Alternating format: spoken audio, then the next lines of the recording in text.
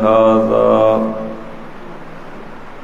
وما كنا لنهتدي لولا أن هدانا الله ونشهد أن لا إله إلا الله وحده لا شريك له ونشهد أن سيدنا ومولانا محمدا عبده ورسوله الذي أرسل إلى كافة للناس بشيرا ونذيرا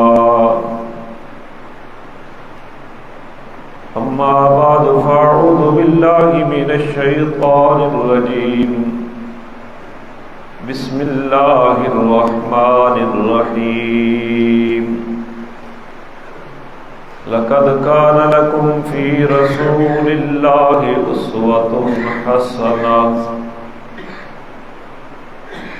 سبحان ربك رب العزة عما يصفون وسلام على المرسلين والحمد لله رب العالمين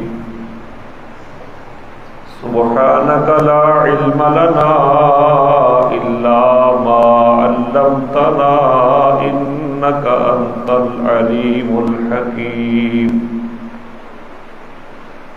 رب اشرح لي صدري ويسر لي أمري واحلل عقدة من لساني يفقهوا قولي رب يسر ولا تعسر وتممه بالخير وبك نستعين اللهم إنا نسألك علما نافعا ورزقا واسعا وعملا متقبلا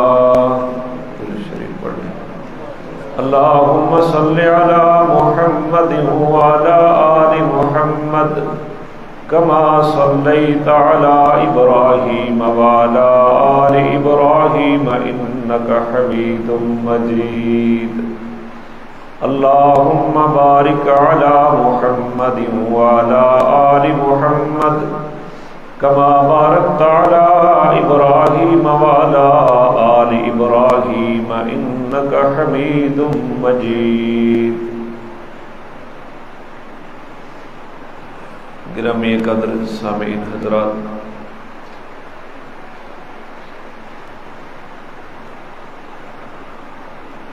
آج بحمد اللہ تعالی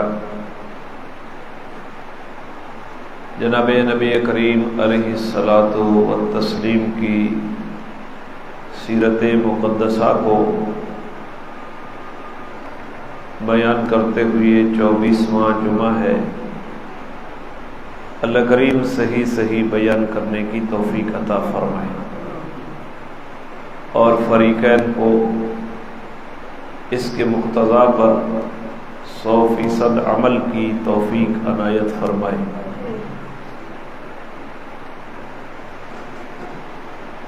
پچھلے جمعہ پر یہ بات بیان ہوئی کہ حضور علیہ السلام کو ایک حکم تو یہ دیا گیا کہ فاصدع بما تؤمر وأعرض عن الجاہلین، کہ آپ کو جو حکم دیا گیا ہے اس کو آپ کھول کر بیان کریں۔ وانذر عشیرتک الاقربین، اور اپنے قریبی رشتہ داروں کو ڈرائیے۔ تو آپ صلی اللہ علیہ وسلم نے اپنے پورے قبیلے کی دعوت کی، ایک مرتبہ کی، پھر دوسری مرتبہ کی، اور ان کو پیغام دیا۔ پھر آپ نے کوہ صفا کے اوپر چڑھ کر دعوت دی اور یہ سلسلہ آگے بڑھنے لگا۔ تو قریش مکہ کو فکر ہوئی اپنی مذہبی پیشوائی کی اور دنیاوی سربراہی کی کہ اگر اس شخص کی دعوت کامیاب ہو گئی تو لوگ ہمیں مذہبی پیشوا مانتے ہیں، مکہ والوں کو، اور لوگ دنیا کے اعتبار سے ہمیں سردار مانتے ہیں، تو یہ تو ساری سربراہی ادھر منتقل ہو جائے گی، لہذا حسد اور بغض نے کام کرنا شروع کر دیا۔ تو وہ 3 دفعہ جناب ابو طالب کے پاس وفد لے کر آئے کہ آپ اپنے بھتیجے کو سمجھائیں۔ پھر ابو جہل جو ہے وہ دشمنی کے اوپر آ گیا، تو نبی پاک صلی اللہ علیہ وسلم اپنے موقف سے، اپنے مشن سے باز نہ آئے، باز آنے والے ہی نہیں تھے، کیونکہ اللہ تعالیٰ نے اسی کے لیے آپ کو مبعوث فرمایا تھا۔ تو آپ کے دعوت میں سب سے بڑا مخالف جو تھا وہ آپ کا سگا چچا ابو لہب تھا، وہ پیش تھا۔ جب یہ ساری صورتیں کارگر نہ ہوئی کہ ابو طالب کے پاس وفد بن کر گئے، ادھر بھی ناکامی ہوئی، وہاں سے بھی جواب ملا، اور اسلام کی دعوت کو دن بدن پذیرائی مل رہی ہے، تو قریش مکہ نے 25 سرداروں نے ایک کمیٹی بنائی 25 افراد پر مشتمل کر کے کہ اب اس دعوت کا رستہ روکا جائے، اس پیغام کا رستہ روکا جائے۔ اکٹھے ہوئے اور اس کمیٹی کا سربراہ کس کو بنائیں؟ کیونکہ عام مسلمانوں کو روکنا، کیونکہ وہ کمزور تھے، ان کو روکنا تو انتہائی آسان تھا، ان کا مسئلہ نہیں تھا۔ حضور علیہ الصلاۃ والسلام خاندانی اعتبار سے بھی اور خصوصی طور پر ذاتی اعتبار سے پورے مکہ کے اندر قابل احترام تھے۔ اللہ تعالیٰ نے آپ کو ایک خاص وجاہت عطا فرمائی تھی، پھر آپ کا کردار بے مثل اور بے مثال تھا، لہذا آپ کو روکنا آسان نہیں تھا۔ اور دوسری وجہ یہ بھی تھی کہ آپ کی پشت کے اوپر جناب ابو طالب تھے، اور جناب ابو طالب مکہ کے ان چند افراد میں سے تھے کہ جن کا احترام حد درجے کا تھا، اور ان کے احترام کو چھیڑنا آسان نہیں تھا۔ آپ کی ذاتی وجاہت اور پھر آپ کا خاندان، اور خاندان میں جناب ابو طالب کی شخصیت، تو قریش آپ کے ساتھ آسانی سے نہیں چھیڑ سکتے تھے۔ تو انہوں نے 25 آدمیوں پر مشتمل ایک کمیٹی بنائی کہ اس دعوت کا رستہ روکو، اور اس کمیٹی کا سربراہ انہوں نے حضور کے چچا ابو لہب کو بنایا کہ تو ہی یہ کر سکتا ہے۔ تو ابو لہب نے یہ ذمہ داری لے لی، کیونکہ وہ تو پہلے دن سے ہی مخالف تھا، گھر میں بھی اسی نے مخالفت کی، اور کوہ صفا کے اوپر بھی اسی نے مخالفت کی۔ تو ابو لہب کا نام تھا عبد العزا، عزا بت تھا، فقیر نہیں، اس کے نام کے اوپر بت تھا، تو اس کا نام عبد العزا تھا۔ اسے ابو لہب کیوں کہتے؟ یہ خوبصورت تھا، اور اس کے چہروں کے اوپر، رخساروں کے اوپر سرخی نمایاں ہوتی، اس وجہ سے اس کو کہتے شعلے والا، خوبصورتی کی وجہ سے اس کو کہتے ابو لہب، اور اسی سے یہ مشہور ہو گیا۔ عبد العزا وجہ شہرت نہیں تھی، ابو لہب اس سے مشہور ہو گیا، تو اس نے یہ ذمہ داری لے لی۔ تو چنانچہ یہاں نبی پاک صلی اللہ علیہ وسلم تشریف لے جاتے، کوہ صفا کے اوپر بھی اس نے پتھر اٹھایا تھا آپ کو مارنے کے لیے، اور گھر میں بھی اس نے جو بات کی وہ میں نے اب پچھلے جمعے پر آپ کے سامنے رکھ دی۔ تو آپ عکاظ کے میلے میں جاتے، یا ایھا الناس قولوا لا الہ الا اللہ تفلحوا، یہ پیچھے چلا جاتا کہ یہ کذاب ہے، معاذ اللہ، حضور کو کذاب کہتا، جھوٹا کہتا، اور پتھر مارتا۔ روایات میں آتا ہے کہ نبی پاک صلی اللہ علیہ وسلم کی ایڑیوں سے خون بہ رہا ہوتا تھا۔ چچا تھا نا، گھر سے دشمنی کھڑی ہو گئی، اور تو کوئی جرأت نہیں کرتا تھا۔ میں آگے جا کے بتاتا ہوں، یہ ساری چیزیں آپ سنیں کہ اس کو تکلیف کیا تھی، کیوں اس کو تکلیف کھڑی ہوئی اور اتنی دشمنی کے اوپر آ گیا۔ تو یہ آپ کو پیچھے سے پتھر مارتا، کہتا یہ جادوگر ہے، اس کی بات نہ سنو، یہ فتنہ پرواز ہے، یہ کذاب ہے معاذ اللہ، تو آپ کو پتھر مارتا پیچھے پیچھے، اور روایات کے اندر یہ بات بالکل موجود ہے۔ تو یہ آپ صلی اللہ علیہ وسلم کی مخالفت میں پیش تھا۔ یہ آپ کا پڑوسی بھی تھا، ابو لہب چچا بھی تھا، پڑوسی بھی تھا، تو اس کی بیوی رات کو کانٹے لے آ کر حضور کے دروازے کے اوپر رکھ دیتی، جی میں ڈھنگریاں نہیں مری نہیں، اسی طرح کانٹے رکھ کر حضور کے دروازے کے اوپر، اور آپ صلی اللہ علیہ وسلم کو تکالیف دیتے. تو یہ سلسلہ چلتا رہا، اور جب یہ صورت نازل ہوئی ابو لہب تبت یدا ابی لہب وتب، اس کا پس منظر بھی یہ تھا کہ اس نے کوئی صفا کے اوپر کہا تب اللہ کا سائر الیوم الہذا جماعتنا، تیرا سارا دن تباہ و برباد ہو، تو نے اسی لیے ہمیں اکٹھا کیا. تو اس نے پتھر اٹھایا حضور کو مارنے کے لیے، کئی موقعوں پر بھی اس نے پتھر اٹھائے. تو تبت یدا ابی لہب وتب یہ صورت نازل ہوئی. جب یہ صورت نازل ہوئی تو ان کو پتہ چلا کہ ہماری مذمت میں یہ صورت نازل ہوئی ہے، تو مخالفت میں اور زیادہ شدت ہو گئی. اور اس کی بیوی ام جمیل جو ابو لہب کی بیوی تھی، بنت حرب، ابو سفیان کی بہن ہے، اور ابو سفیان بھی اس وقت مسلمان نہیں ہوئے.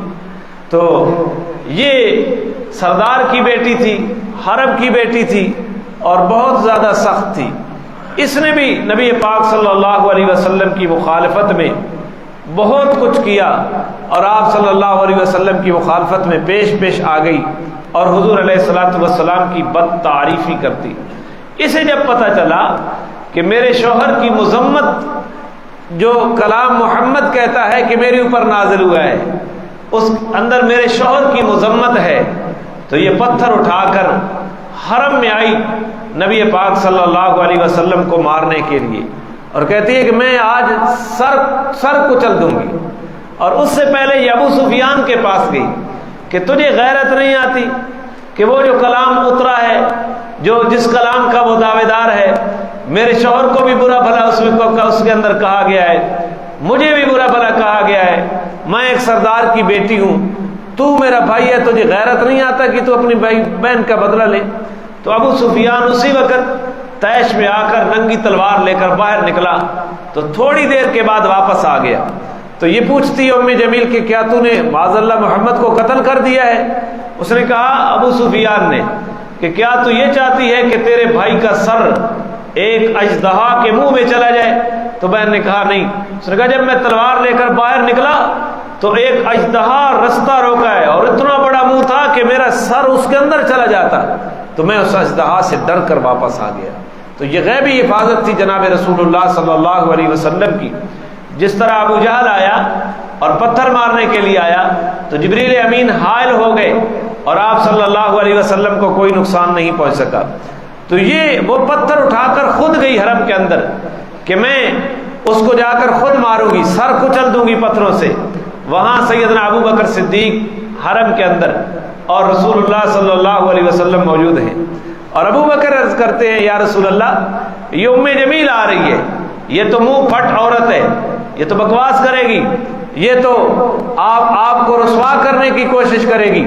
تو آپ صلی اللہ علیہ وسلم نے فرمایا اللہ اس کی آنکھوں کے اوپر پردہ ڈال دے گا، یہ مجھے دیکھ بھی نہیں سکے گی.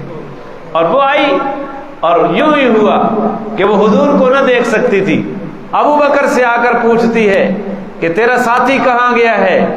تو وہ مذمت کرتا ہے، ہماری عیب جوئیاں میری بھی بیان کرتا ہے اور میرے خاوند کا بھی بیان کرتی ہے، میں بھی شاعرہ ہوں. وہ کہتی ہے مذممن عصینا امرہ ابینا ودینہ کلینا، کہ میں شاعرہ ہوں. حضور کو کہتی مذممن عصینا، محمد کی جگہ مذمم کہتی. محمد کہتے ہیں کائنات میں جس کی سب سے زیادہ تعریفیں کی جائیں، وہ متضاد معنی لیتی. وہ کہتی مذمم، جس کی سب سے زیادہ مذمت کی جائے. وہ کہتی ہے مذمم کی ہم بات نہیں مانتے، مذممن عصینا، محمد نہ کہتی، مذمم کی ہم بات نہیں مانتے.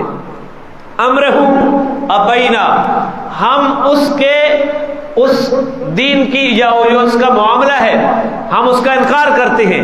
ودینہ کلینا، اور اس کا جو دین ہے نا وہ ہمیں بڑا مبغوض ہے، ہمیں اس کے ساتھ بڑی سخت نفرت ہے. تو وہ دیکھ کر ابو بکر صدیق نے کسی طرح ٹلا دیا، تو وہاں سے واپس آ گئی اور نبی پاک صلی اللہ علیہ وسلم ابو بکر، یا رسول اللہ آپ، ابو بکر کہتے ہیں یا رسول اللہ آپ کو اس نے واقعی نہیں دیکھا، وہ تو تلاش کرتی رہی، تو آپ نے فرمایا کہ اللہ نے اس کی نظروں کے آگے پردہ ڈال دیا ہے، وہ مجھے نہیں دیکھ سکتی۔ دوسری روایت میں یوں آتا ہے کہ ایک فرشتے نے اپنے پروں کے نیچے مجھے چھپا لیا تھا، اس لیے وہ مجھے نہیں دیکھ سکتی۔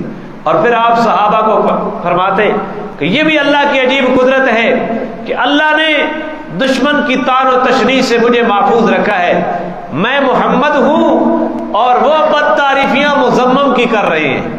میں کیا ہوں؟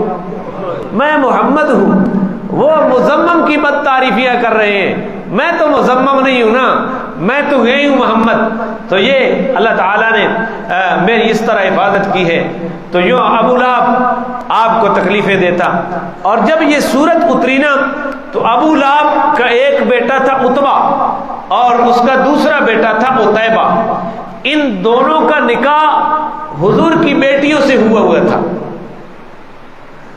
ابھی اسلام کا دعویٰ نہیں ہوا نا، اور حضور کی بیٹی رقیہ کا نکاح عتبہ سے ہوا تھا اور ام کلثوم کا نکاح عتیبہ سے ہوا تھا، لیکن ابھی تک رخصتی نہیں ہوئی تھی، نکاح ہو گیا تھا۔ تو ابو لہب نے اس سورت کے نزول کے بعد آ کر اپنے بیٹے عتبہ کو کہا کہ اگر تو محمد کی بیٹی کو طلاق نہیں دے گا تو پھر میرا تیرا رشتہ نہیں باقی رہے گا، تیرا میرا کوئی تعلق باقی نہیں رہے گا۔ تو عتبہ نے رقیہ کو طلاق دے دی، اور یہ رقیہ حضرت عثمان رضی اللہ تعالیٰ عنہ کے پھر نکاح میں آئی۔ پھر جو عتیبہ تھا اس کو بھی اس نے یہی کہا، اور عتیبہ نے بھی طلاق دے دی ام کلثوم کو، اور ام کلثوم حضرت رقیہ کی وفات کے بعد یہ حضرت عثمان کی نکاح میں آئی۔ تو ایک نبی کی دو بیٹیاں یکے بعد دیگرے سیدنا عثمان رضی اللہ تعالیٰ عنہ کے نکاح میں آئے، اور آپ صلی اللہ علیہ وسلم کو بہت زیادہ تکلیف ہوئی ہی اس طلاق کے اوپر۔ جس کی بیٹیاں ہوتی ہیں اسے ہی سمجھ آتی ہے کہ یہ کتنا ناپسندیدہ اور تکلیف دہ عمل ہوا کرتا ہے۔ تو عتبہ نے بھی طلاق دے دی، عتیبہ نے بھی طلاق دے دی۔ اب حضور کی دو بیٹیاں کس کے نکاح میں گئیں؟ آپ تاریخ اٹھا کے دیکھ لیں، تاریخ انسانی میں کوئی ایسا انسان نہیں ہے حضرت عثمان کے علاوہ جس کے نکاح میں نبی کی دو بیٹیاں ہوں یکے بعد دیگرے۔ نبی کی یہ شرف اس پوری انسانیت کے اندر اگر کسی کو حاصل ہے تو وہ سیدنا عثمان ہیں رضی اللہ تعالی عنہ، اور انہی بیٹیوں کی وجہ سے آپ کا لقب ہے ذو النورین، دو نوروں والا۔ تو یہ نور ذات کے اعتبار سے نہیں ہے، صفات کے اعتبار سے ہے۔ تو ذو النورین، دو نوروں والا، یہ لقب اس لیے حضرت عثمان رضی اللہ عنہ کا۔ تو عتبہ نے طلاق دے دی اور عتیبہ نے بھی طلاق دے دی۔ عتیبہ شام جا رہا تھا اور عتیبہ بن ابی لہب اس نے کہا میں محمد کے پاس جاتا ہوں، میں اس کو اس کے رب کے بارے میں ستاتا ہوں۔ یہ گیا نبی پاک صلی اللہ علیہ وسلم کے پاس عتیبہ، وہاں ابو طالب بھی موجود تھے، تو اس نے وہاں ام کلثوم کو طلاق دے دی اور حضور کے دین کے اوپر لعن طعن کی، اور اس نے معاذ اللہ نبی پاک صلی اللہ علیہ وسلم کی طرف تھوک دیا۔ تو آپ نے اللہ علیہ ابو طالب نے وہاں موجود تھے، تو ابو طالب نے کہا بھتیجے یہ کام تو نے ٹھیک نہیں کیا، بہت تکلیف دہ کام تو نے کیا ہے کہ میرے بھتیجے کے اوپر تھوکتے ہو اور میرے بھتیجے کی بیٹی کو طلاق بھی دے دی ہے اور لعن طعن بھی کر رہے ہو۔ حضور نے اس وقت بد دعا دے دی کہ اللہ تیرے اوپر اپنے کتوں میں سے کوئی کتا مسلط کر دے۔ تو اس وقت جناب ابو طالب نے کہا عتیبہ اب تو محمد کی بد دعا سے بچ نہیں سکے گا۔ لوگ کہتے ہیں حضور نے کبھی بد دعا نہیں دی، یہ خلاف حقیقت باتیں ہیں۔ آپ ہیں وما ارسلناک الا رحمۃ للعالمین، لیکن کئی مواقع ایسے آئے بد دعا کی ضرورت بھی پیش آ گئی، آپ کو بد دعا بھی دینا پڑی۔ یہاں عتیبہ کو آپ نے بد دعا دے دی کہ اللہ اپنے کتوں میں سے کوئی کتا اس کے اوپر مسلط کر دے۔ تو عتیبہ نے گھر آ کر اپنے باپ ابو لہب کو یہ بتایا کہ میں اس طرح گیا، طلاق بھی دے دی اور محمد کے اوپر تھوک دیا ہے معاذ اللہ، اور جواب میں مجھے یہ بد دعا ملی ہے۔ تو ابو لہب بھی سہم گیا. تو یہ باپ بیٹا دونوں تجارتی سفر میں پھر ملک شام چلے گئے اور شام میں گئے. رستے کے اندر رات کا پڑاؤ ہے, وہاں اس جنگل کے اندر ایک عیسائی راہب کا صومعہ ہے, وہاں قریصہ ہے. اس اپنی عبادت گاہ کے اندر وہ عیسائی راہب ہے. یہ رات کے وقت وہاں اس کنیسے کے پاس ٹھہرے. اس عیسائی راہب نے باہر نکل کر کہا کہ اس جنگل کے اندر درندے ہیں, اپنی حفاظت کرنا ہے. تو ابو لہب کو یہ بات یاد آ گئی کہ محمد نے تو میرے بیٹے کو بددعا دی تھی کہ اللہ اس کے اوپر اپنے کتوں میں سے کوئی کتا مسلط کر دے. تو ابو لہب نے کہا قافلہ والوں کو کہ تم میری حیثیت کو بھی خوب جانتے ہو اور میرے جو احسانات ہیں تمہارے اوپر ان کا حق بھی تمہارے ذمہ باقی ہے. تو انہوں نے کہا ہاں ہم آپ کی حیثیت کو بھی جانتے ہیں اور آپ کا حق بھی ہم ادا کریں گے. چونکہ جو ستانے والی کو میں پہلے عرض کر چکا ہوں کہ جو کمیٹی مکہ کے سرداروں نے بنائی حضور کے دین کا رستہ روکنے کے لیے, وہ 25 افراد پر مشتمل تھی اور اس کا سرغنہ اور سردار جو ہے وہ ابو لہب کو بنایا گیا. تو ابو لہب اپنا حق جتاتا ہے. تو انہوں نے کہا, ابو لہب نے ان کو کہا کہ تم اپنے بستر لگا لو اور میرے بیٹے کا بستر درمیان میں لگا دینا, میرے بیٹے کا بستر درمیان میں لگا لینا اور ادھر ادھر اپنے بستر لگا لینا اور بستروں کے اطراف میں اونٹوں کو بٹھا دینا, کیونکہ میرے بیٹے کو محمد نے بددعا دی ہے اور محمد کے منہ سے نکلی ہوئی بات کبھی جھوٹی نہیں ہو سکتی. مان رہا ہے ابو لہب, مان رہا ہے. تو رات ہوئی, انہوں نے بستر ابو طیبہ کا درمیان میں لگا دیا, ادھر تجارتی قافلے کے بستر گرد و رواں میں لگ گئے اور ادھر ادھر اونٹوں کی قطار بھی وہ حصار کے طور پر ان کو بھی بٹھا دیا گیا. اب رات کو شیر آیا اور وہ سونگتا گیا ایک ایک کو اور عتبہ کے اوپر پہنچا, جھپٹ کر اس کو اٹھایا اور اس کے جسم کو پھاڑ کے رکھ دیا. پھاڑا. آخری کلمہ جو تاریخی روایت میں آتا ہے, عتیبہ کہتا ہے میں نے نہیں کہا کہ محمد جیسا سچا انسان اس کائنات میں کوئی نہیں ہے, اس کی بات زبان سے جھوٹ نہیں نکل سکتا. یہ کون کہتا ہے؟ عتیبہ مرتے ہوئے کہتا ہے. اور اس کا باپ اس وقت ابو لہب کہتا ہے کہ میں نے بھی تمہیں کہا کہ مجھے یقین ہے کہ میرا بیٹا محمد کی بددعا سے اب بچ نہیں سکتا. اب ساری باتیں دیکھیں, ابو لہب کی دشمنی کو دیکھیں اور ان ساری باتوں کو دیکھتے ہوئے آپ کیا نتیجہ نکالیں گے؟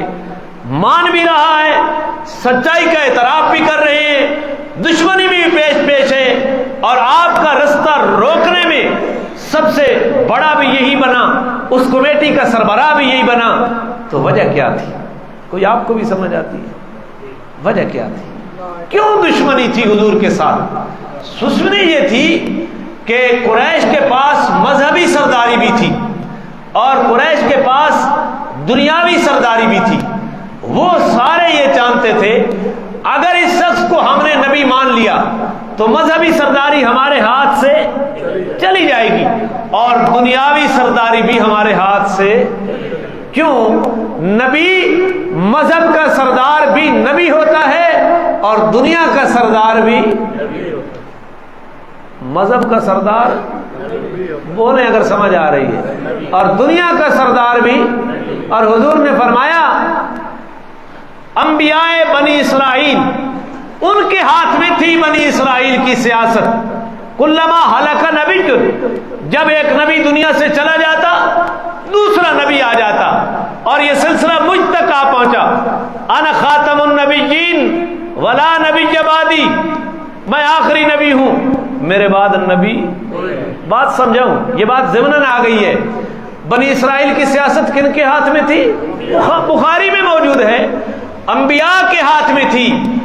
ایک نبی دنیا سے جاتا دوسرا نبی آ جاتا, پھر وہ نبی آتا, تیسرا نبی آ جاتا. 4000 نبی آئے بنی اسرائیل کے اندر. سیاست بنی اسرائیل کی انہی کے ہاتھ میں تھی, سرداری انہی کے ہاتھ میں تھی. اب میں آ گیا ہوں, پوری حدیث کو سمجھنا نا آگے پیچھے میرا کر. انا خاتم النبیین, میں آخری نبی ہوں. لا نبی بعدی, میرے بعد کوئی نبی نہیں ہے. اگلا جملہ سننا, العلماء ورثۃ الانبیاء. علماء انبیاء کے کیا ہیں؟ پیچھے مصلی کا ذکر ہے.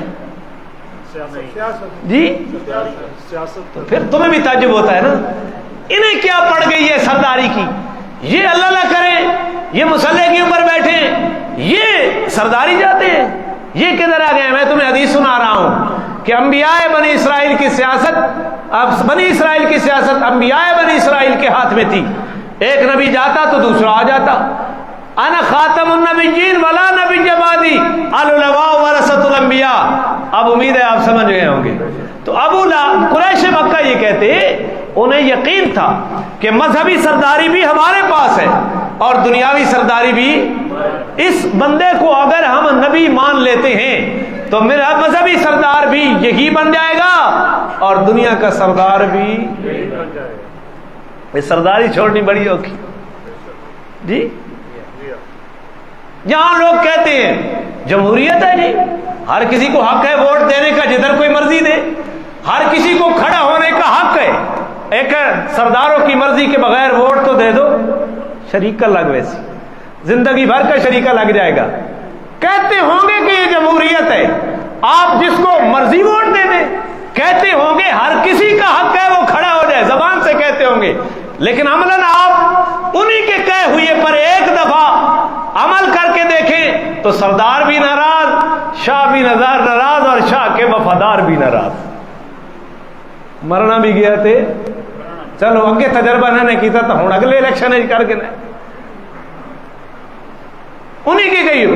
تو قریش مکہ کو بھی یہی خطرہ لائق ہو گیا، اس کو مان لیتے ہیں تو سرداری گئی دنیاوی اور دینی سرداری بھی گئی ہے۔ اور ابو لہب کو اسی لیے دشمنی کرنی پئی کہ یہ میرا بھتیجا یتیم ہے، یہ میرا بھتیجا یتیم ہے، اور عبد المطلب سردار تھا۔ عبد المطلب کیا تھا؟ اگر ہم اس کو نبی مان لیتے ہیں تو میرے بھی بیٹے ہیں نا، سرداری تو اس میرے بھتیجے کے گھر میں چلی جائے گی جی۔ انہوں کے رولا پدراڑی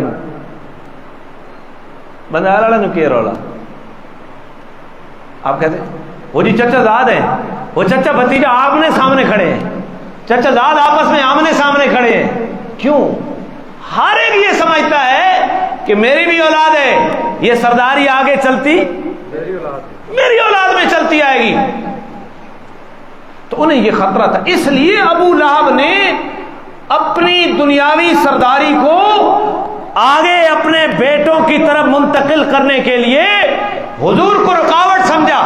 اس نے گھر بھی مخالفت کی، کوئی صفا کے اوپر مخالفت کی، اوقاز کے بازار میں مخالفت کی، قریش مکہ نے جو حضور کا رستہ روکنے کے لیے جو کمیٹی بنائی 25 رکنی، اس کا سردار بھی ابو لہب بنا، اس کی بیوی کانٹے اٹھا کر حضور کے دروازے کے اوپر رہ رہے، سب کچھ اس نے کیا، لیکن حضور کی مخالفت کرتے کرتے کتنا، جب بدر کے میدان میں اللہ نے پھر کس طرح ذلیل کیا، بدر میں سردار مارے گئے نا، بدر کے میدان کے 7 دن بعد اس کو جسم کے اندر ایک پھوڑا نکلا کینسر کا، اسی سے یہ مر گیا، اور گھر والوں نے بدبو کی وجہ سے اس کو گھر سے الگ کر دیا تھا، یہ چیخ چیخ کے مر گیا۔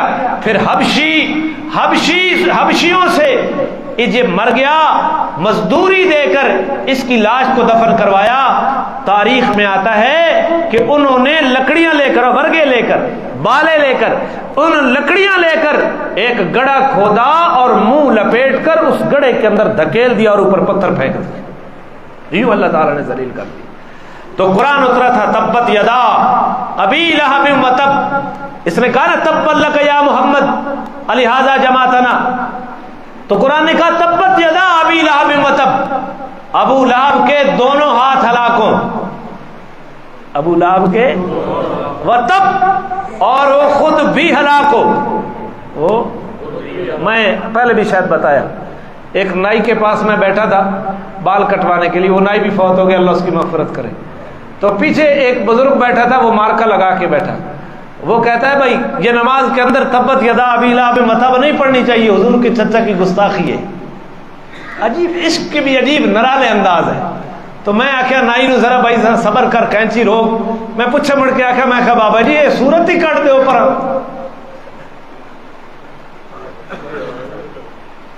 قرآن نے کہا تبت یدا ابی لہب وتب۔ تو بھائی عشق جو ہے نا، عشق یہ اس کی میں مزد ہے. یہ عشق عجیب چیز ہے. محبت اور ہوتی ہے، عشق اور ہوتا ہے. یہ عشق نکلا ہے عشقہ سے. ہم تو عجم ہے نا، گونگے ہیں. عربی زبان کی کوئی نہ کوئی پیچھے سند موجود ہے، کچھ نہ کچھ وجہ بھی پیچھے ہر لفظ کی موجود ہے. عشق نکلا ہے عشقہ سے. عشقہ کہتے ہیں اکاس بیل کو، ہماری زبان میں اس کو دھاری کہتے ہیں. دھاری دیکھی آپ نے؟ کسی درخت کے اوپر جالی نما دھاری پڑی ہوتی ہے، پیلے رنگ کی، زرد رنگ کی. اس کا پتا شتا نہیں ہوتا، نہ اس کی کہیں جڑ نظر آتی ہے، نہ اس کا کہیں سر نظر آتا، نہ پاؤں ہیں نہ سر ہیں. اس کو عشقہ کہتے ہیں. یہ جس درخت کے اوپر عاشق ہو جائے نا، جس درخت کے اوپر چڑھ جاتی ہے، اس درخت کا بھی یہ بیڑا غرق کر کے چھوڑتی ہے. دیکھی کبھی؟ سرسبز و شاداب درخت ہے، اس کے اوپر اکاس بیل چڑھ گئی ہے، دھاری چڑھ گئی ہے. اس کو عشقہ کہتے ہیں عربی میں. اس کے اپنے تو نہ سر ہے، نہ پیر ہے، نہ پتا ہے، نہ اس کی اپنی زندگی، عزت وقار کچھ بھی نہیں ہے. لیکن جس درخت کے اوپر یہ عاشق ہوئی نا، اس کا بیڑا بھی اسی سے نکلا ہے لفظ عشق. جو عاشق ہوتا ہے نا، اس کا اپنا کردار تو کوئی بھی نہیں ہوتا. وہ جس کو مشوق بناتا ہے نا، اس کی عزت کو بھی پانی میں بہا دیتا ہے. تو یہ عشق بھی عجیب انداز ہے کہ یہ صورت نہ پڑی کرو، حضور کی چرچا کی گستاخی ہے. سنو، تبت یدا ابی لہب وتب، کہ ابو لہب کے دونوں ہاتھ ہلاک ہو. جب یہ بات نازل ہوئی تو اس نے کہا کہ یہ جو میرا بھتیجا محمد کہتا ہے نا کہ میں اگر قیامت آ گئی اور اللہ کی بارگاہ میں جانا پڑا تو میں مالدار ہوں، وہاں میں رشوت دے کر جان چھڑوا لوں گا، کوئی اور نیک کام کر کے مال دے کر جان چھڑا جاؤں گا. تو اللہ نے دوسرا جملہ اتارا، ما اغنا عنہ مالہ وما کسب. اس کو اس کا مال بھی فائدہ نہیں دے سکتا اور اس کو اس کا عمل بھی فائدہ. ما اغنا عنہ مالہ وما کسب سیصلی نارا ذات لہب.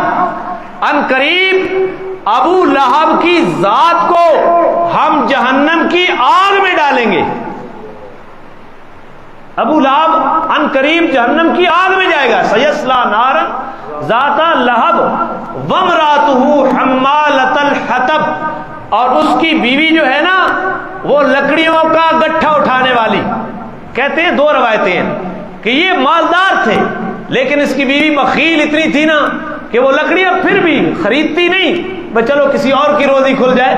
وہ خود جنگل میں جاتی، لکڑیاں کاٹ کے لے آتی تھی کہ پیسے نہ لگانے پڑے.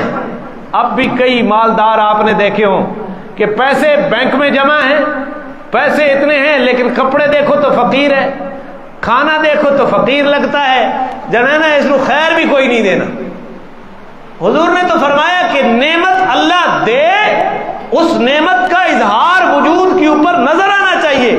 ہاں ریاکاری کی ممانعت ہے. کپڑا اس لیے نہیں پہننا کہ لوگ کہیں کہ بادشاہ بڑا اچھا لباس پہنا ہے، نہیں، اس لیے نہیں پہنا. ریاکاری کی ممانعت ہے، غرور اور تکبر کی ممانعت ہے. لیکن اظہار نعمت یہ میرے نبی کی سنت ہے کہ نعمت کا اظہار جسم کے اوپر ہونا چاہیے.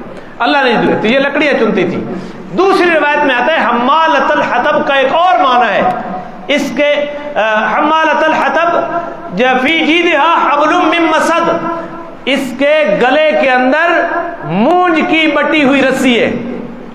مونج کی بٹی ہوئی. یہ جو حمالۃ الحطب ایک روایت ہے کہ لکڑیاں کو گٹھا اٹھاتی تھی، دوسری یہ تھی کہ یہ چغلی کرتی تھی، لائی بجائی کرتی تھی.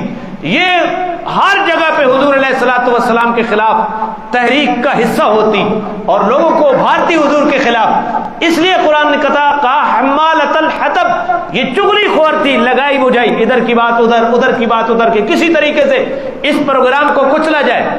فی جیدہا حبل من مسد، یہ جو لکڑی کا گٹھا اٹھاتی نا وہ مونج کی رسی کے ساتھ وہ اس کے گلے میں ہے. اور روایات میں آتا ہے کہ وہی رسی اس کے گلے کا پھندا بنی اور اسی پھندے سے اس کی موت واقع ہوگی.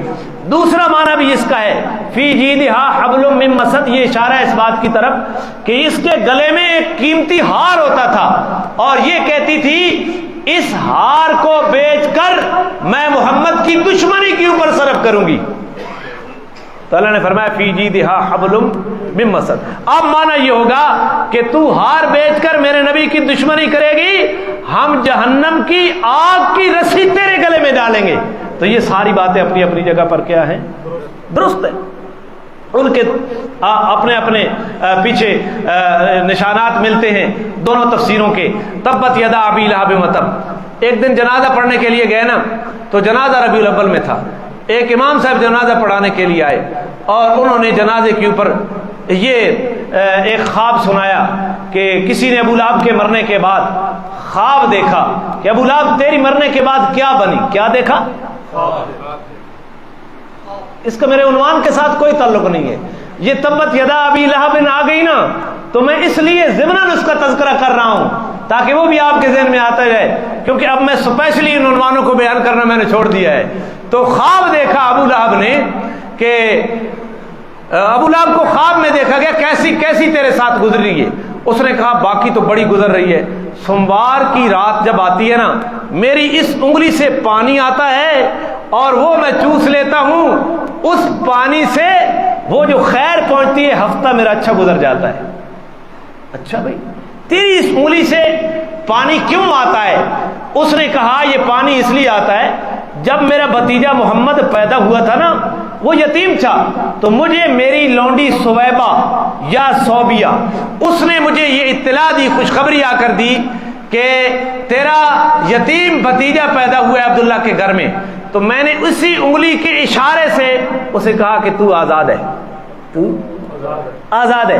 یہ جو میں نے میلاد منایا تھا نا اس لیے میری انگلی سے کیا آتا ہے اور میرا ہفتہ ٹھیک گزر جاتا ہے. اگلی سوموار کو پھر پانی آ جاتا ہے. یہ خواب ہے. وہ جنازے کے اوپر سنا رہا تھا. بھائی جنازے کے اوپر کھڑا ہے, کوئی اور مسئلہ بیان کرتا تو اس نے میلاد منانے کے اوپر دلیل دی. دیکھو جس کو حضور کی ولادت کی خوشی نہیں ہے, حضور کے آنے کی خوشی نہیں ہے, اس جیسا کائنات میں کافر بھی کوئی نہیں ہے. ایمان والے کو خوشی ہے یا نہیں ہے؟ اختلاف کس بات کا ہے؟ اختلاف اس بات کے اوپر ہے کہ ایک مخصوص دن کو متعین کر کے اپنے طریقے کے مطابق خوشی کا اظہار کرنا اپنی دماغی سوچ سے, اور جو یہ طریقہ نہ کرے اسے ابلیس کہنا. نثار تیری چہل پہل پر جی ہزاروں عیدیں اے ربیع الاول. سارے جہاں میں ابلیس کے علاوہ سارا جہاں تو خوشیاں منا رہا ہے. تو جس نے یہ بار ربیع الاول کو یہ کام نہیں کیا جو تمہارا کام ہے تو اس کو ابلیس کہہ دیا. ہمیں یہ کہا کہ دیکھو آپ اپنے شوق پورا کرتے رہیں, آپ اپنے طریقے کے مطابق کرتے رہیں, ہمیں کوئی اعتراض نہیں ہے, لیکن جو آپ کے طریقے کے اوپر عمل نہ کرے اس کو ابلیس کہہ دینا اور یہ خواب پیش کر دینا یہ بہت بڑی, یہ علمی دنیا سے ہی ناواقفیت ہے. اور آپ دیکھیں قرآن کے مقابلے میں حدیث آ جائے تو تطبیق دیں گے, حدیث اور قرآن کو مطابقت میں ڈالیں گے, اور اگر مطابقت نہ ہو سکے گی تو پھر کس کے اوپر عمل کریں گے؟ اور یہاں ایک طرف قرآن ہے تبت یدا ابی لہب, ابو لہب کے دونوں ہاتھ ہلاکوں, اور دوسری طرف خواب ہے. خواب میں کس انگلی سے پانی آ رہا ہے؟ دونوں انگلیوں میں, یہ دونوں ہاتھوں میں یہ انگلی نہیں ہے. خواب کا مقابلہ کس سے ہے؟ قرآن سے, اور اس میں خیر کا ذکر ہے. اور ادھر قرآن کہہ رہا ہے سیصلا نارن ذات لہب, ابو لہب کی ذات جہنم کی آگ میں جائے گی. اور ادھر آ رہا ہے خواب کے اندر کہ صوبیہ کو اس نے آزاد کیا حضور کی ولادت کی خوشی میں, اس لیے اس کی انگلی سے پانی آ رہا ہے. تو وہ صوبیہ چونکہ لونڈی ہے اور لونڈی مال ہوا کرتی ہے, اور اس مال کو اس نے جب آزاد کر دیا تو یہ اس کا کسب ہے, یہ اس کا عمل ہے, تو اس کو اس کے عمل نے بھی فائدہ دیا اور اس کے مال نے بھی کیا دیا؟ فائدہ دیا. یہ خواب کہتا ہے. قرآن کہتا ہے ما اغنا عنہ مالہ وما کسب, اس کو اس کے مال نے بھی فائدہ نہیں دیا اور اس کو اس کے کسب اور عمل نے بھی فائدہ. تو دلائل کہتے ہیں دلائل ادھر بھی ہیں, دلائل ادھر بھی ہیں. دلائل کا معیار جانچنا, دلائل کی قوت جانچنا یہ ضروری ہے. تو اللہ تعالیٰ ہمیں سمجھنے کی توفیق عطا فرمائے. تو ابو لہب نے یہ مخالفتیں انتہا پر پہنچائی اور رسول اللہ صلی اللہ علیہ وسلم کی مخالفت میں وہ بہت آگے چلا گیا. جب یہ دعوت نہیں رک رہی تھی تو پھر ایام حج آ گئے. حج کے جب ایام شروع ہوئے تو قریش مکہ کو فکر ہوئی کہ یہاں جو غریب لوگ ہیں وہ اس کی دعوت مان کر مسلمان ہوتے چلے جا رہے ہیں اور کوئی طریقہ کارگر نہیں آ رہا۔ دار الندوہ میں انہوں نے قریشی سرداروں کو بتائے، دار الندوہ جہاں وہ مشورہ کرتے تھے، یہ ان کی پارلیمنٹ تھی قریش مکہ کی، تو دار الندوہ کے اندر انہوں نے بلایا، اور اس وقت سب سے بڑا سردار تھا عمر کے اعتبار سے زیرک، جو ان کے فیصلے کرتا تھا، ولید ابن مغیرہ، ولید ابن اس کو بھی بلایا۔ ولید ابن مغیرہ کے سامنے قریش نے یہ اپنی خواہش رکھی کہ دیکھو ایام حج قریب ہیں، اطراف عالم سے لوگ حج کرنے کے لیے آئیں گے، اور یہ اپنی بات، محمد اپنی بات رکھے گا تو لوگ مسلمان ہوتے چلے جائیں گے، ہماری سرداری کا گھیرا تنگ ہوتا چلا جائے گا، تو لہذا کوئی ایسی بات آپ ہمیں سمجھائیں۔ تو ولید ابن مغیرہ نے کہا کہ تم کوئی رائے پیش کرو نا، تو میں تمہاری رائے سنوں پھر میں کوئی فیصلہ کروں گا۔ تو کسی نے رائے دی کہ محمد کو کاہن کہہ دیتی ہیں، کہ لوگ آئیں گے نا تو ہم ان باہر والے لوگوں کو کہیں گے کہ یہاں ایک کاہن رہتا ہے، اس سے بچ کے رہنا ہے۔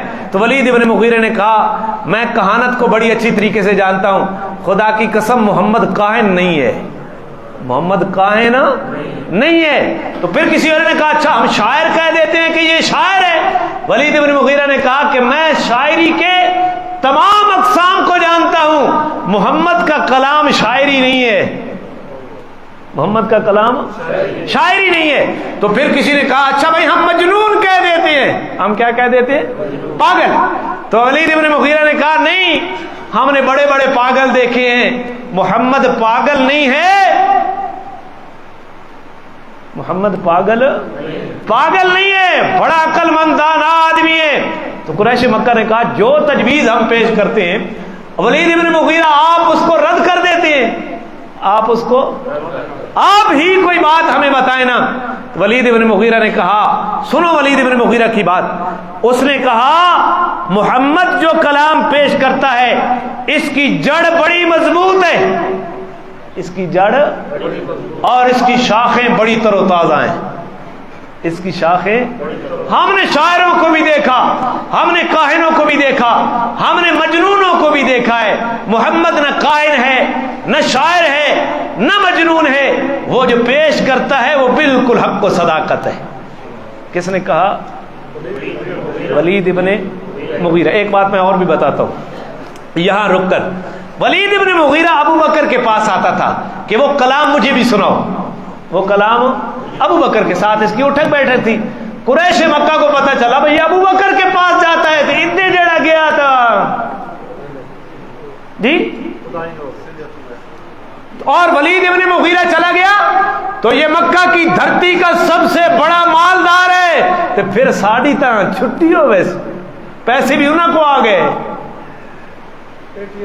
تو پھر کیا بنے گا؟ تو ابو جہل نے کہا اچھا یہ کوئی بات نہیں ہے، میں ایک چال چلتا ہوں، میں ایک گیا ولید ابن مغیرہ کے پاس۔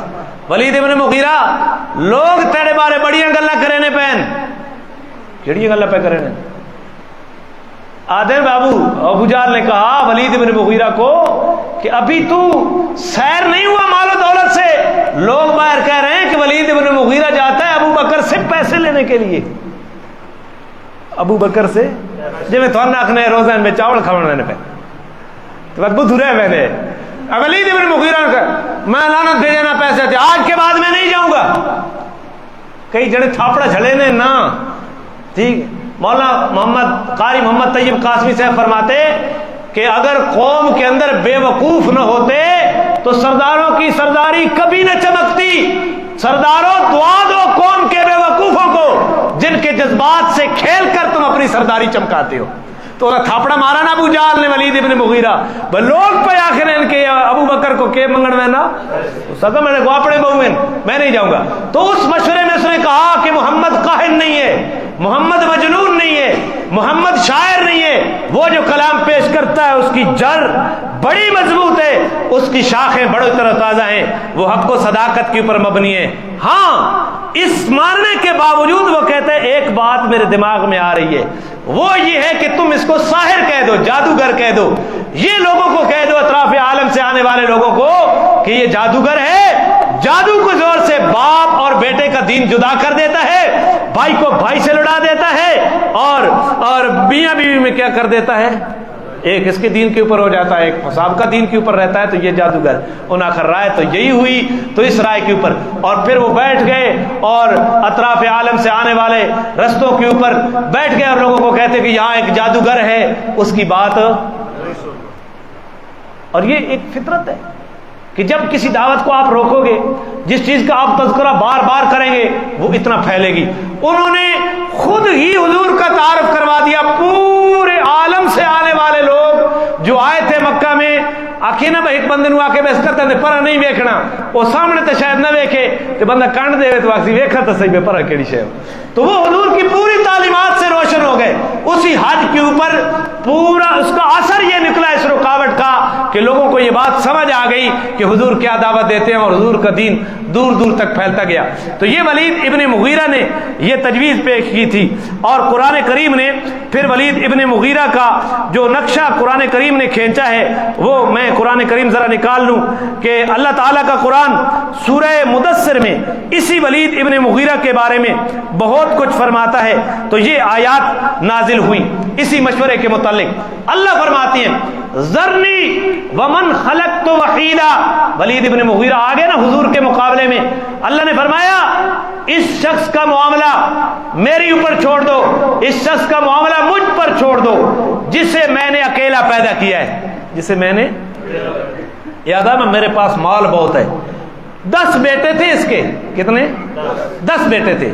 اس غرور میں کہ کئی بندے نے 7-8 پتر ہوئے تو بات ہوتی تڑی زمین تے نہیں لگ رہی نا، تو وہ بھراواں ہی بات گوڑی تڑے دینا بس گھروں پاؤں گا تو آٹھی ایسا لوڑ ہی کوئی نہیں۔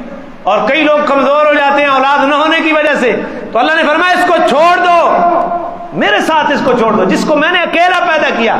تو ماں کے پیٹ سے آیا تھا، ننگا آیا تھا، بیٹے تیرے ساتھ، مال تیرے ساتھ، وجعلت له مالا ممدودا، میں نے اس کو دور تک پھیلا ہوا مال دیا۔ کس نے کہا؟ اللہ نے کہا۔ وبنین شہودا، یہ سورت میں پڑھ رہا ہوں، آیت نمبر 11 ہے سورہ مدثر کی، اس سے پڑھ رہا ہوں۔ وبنین شہودا، اور میں نے اس کو بیٹے حاضر دیے۔ علماء نے یہاں لکھا ہے کہ 10 بیٹے دیے تھے، ہر وقت باپ کے سامنے رہتے، نوکر چاکر اتنے تھے کہ وہ کاروبار زندگی چلاتے تھے۔ تو علماء نے یہاں لکھا ہے جس کی اولاد کو رزق ماں باپ کی آنکھوں کے سامنے گھر میں مل رہا ہو نا، سفر کی مشقتوں سے وہ بچ گیا ہو، تو یہ اللہ کی نعمت ہے جی۔ ساڑھا تا پتر لگ بنے انگلینڈ 10 سال واسطے تے پیچھا مڑ کے نہیں آونا، تے مٹھائی دے ڈبے اسی بننے نے، بس شکر تم گاٹے اور لتا۔ اولاد اس لیے پیدا کی جاتی ہے کہ یہ بھیج دو، انگلینڈ بھیج دو، برطانیہ بھیج دو۔ اللہ ولید ابن مغیرہ کو اوپر انعام کا تذکرہ کر رہا ہے، اکیلا پیدا کیا، تجھے پھیلا ہوا مال دیا، اور تجھے بیٹے حاضر دیے، یعنی وہ روزی کمانے کے لیے گھر سے باہر ان کی روزی روٹی کا بندوبست ہم نے کیا کیا تھا، پتہ نہیں، بس زیادہ لمبی باتیں انشاءاللہ درس قرآن کے اوپر کروں گا، تو یہاں صرف معنی کروں گا۔ وَمَخَدْتُ لَهُ تَمْهِيدًا، ہم نے اس کے لیے کام کے رستے ہموار کر دیے تھے۔ ولید ابن مغیرہ کو عقل بھی ہم نے دی، سرداری بھی ہم نے دی، صاحب الرائے بھی ہم نے بنایا، اور صاحب الرائے بھی ہم نے بنایا تھا۔ ثم یطمع ان ازید کلا، اور یہ کفر کے باوجود یہ کہتا ہے، تما رکھتا ہے کہ ہم اس ان ازیدہ، کہ ہم اس کی روزی اور بڑھائیں گے، اس کی اور نسل بڑھائیں گے، ہم اس کو اور مال دیں گے۔ کلا، ایسی بات اب نہیں ہے۔ انہو کان لآیاتنا عنیدا، یہ ہماری آیات کا دشمن بن گیا ہے، یہ ہماری آیات کا دا بیٹے بھی اللہ تباہ کر دیتے، اور پھر اس کی موت مانگتے ہوئی آئی تھی، کنگال کر دیا حضور کی دشمنی میں اس کو۔ اللہ نے فرمایا اب یہ بات نہیں ہے کہ تو میرے نبی کی دشمنی بھی کرے اور پھر میرے انعامات بھی کھائے، یہ اس کو اللہ تعالیٰ نے کہا، وگرنہ آج اسرائیل کو بھی دے رہا ہے، امریکہ کو بھی دے رہا ہے، برطانیہ کو بھی دے رہا ہے، ابو جہل کو بھی دیا تھا، فرعون کو بھی دیا تھا، لیکن اس کو اللہ تعالیٰ نے فرمایا کہ اب یہ بات نہیں ہو سکتی کہ تو زیادہ کی تما رکھے۔ سَأُرْهِقُهُ صَعُودًا، ہم اس کو جہنم کی آگ کے پہاڑ کے اوپر چڑھائیں گے۔ انہو، اب اس مشورے کا تذکرہ قرآن کر رہا ہے آیت نمبر 18 سے۔ انہو فکر وقدر، اس نے فکر کی، انہاں آکھے نا مجنون کہہ دو، شاعر کہہ دو، کاہن کہہ دو، اس نے غور و فکر کیا، وقدر، اور ایک بات اس نے سوچ سمجھ کر بنائی کہ اس کو جادوگر کہہ دو معذرو، فقتل کیف قدر، یہ قتل کر دیا جائے، اس نے کیسی بات بنا کر میرے نبی کے بارے میں پیش کی، ثم قتل کیف قدر، یہ پھر قتل کر دیا جائے، اس نے کیسی بات میرے نبی کے بارے میں بنائی، ثم نظر، جب اس سے بات کہی گئی نا کہ شاعر کہہ دو، مجنون کہہ دو، کاہن کہہ دو، تو اس نے جب اپنی رائے کی باری آئی نا تو اس نے منہ مچوڑا تھا، اور منہ کھوتا ہے دل کھوتا ہنگنانا تو تھا کرے نا، اس نے اسی طرح منہ بنا کر اپنی ایک رائے پیش کی، اور منہ بنانے سے اس کا مقصد یہ تھا کہ میں محمد سے بہت زیادہ نفرت کرتا ہوں معاذ اللہ، سوران اس کا تذکرہ کرتا ہے، ثم نظر، اس نے اپنی رائے کے وقت نظر دوڑائی، ثم عبس، پھر تیوری چڑھائی، وبصر، اور منہ بنایا اس نے نفرت والا، ثم ادبر، یہ پھر اس نے پیٹھ پھیری، واستکبر، اور تکبر کا اظہار کیا، فقال ان ھذا الا سحر یؤثر، اور اس نے کہا یہ محمد کی کلام یہ کچھ بھی نہیں ہے، یہ ایک جادو ہے جو پیچھے چلتا ہوا آ رہا ہے، ان ھذا الا قول البشر، یہ ایک آدمی کی بات ہے، یہ اللہ کا کلام نہیں ہے۔ اللہ نے فرمایا سأصلیہ سقر، ان قریب ہم اس کو دوزخ کی آگ میں دھونکیں گے، وما ادراک ما سقر، تمہیں کیا پتا کہ جہنم کی آگ کیا ہے، لا تبکی ولا تذر، نہ وہ کسی کو باقی رکھے گی نہ وہ کسی کو چھوڑے گی، لواحۃ للبشر، وہ کھاروں کو جھلس دینے والی چیز ہے، علیہا 19، اس آگ کے اوپر 19 داروغے مقرر ہیں۔ اللہ نے یہ سورہ مدثر کی آیات نازل کی۔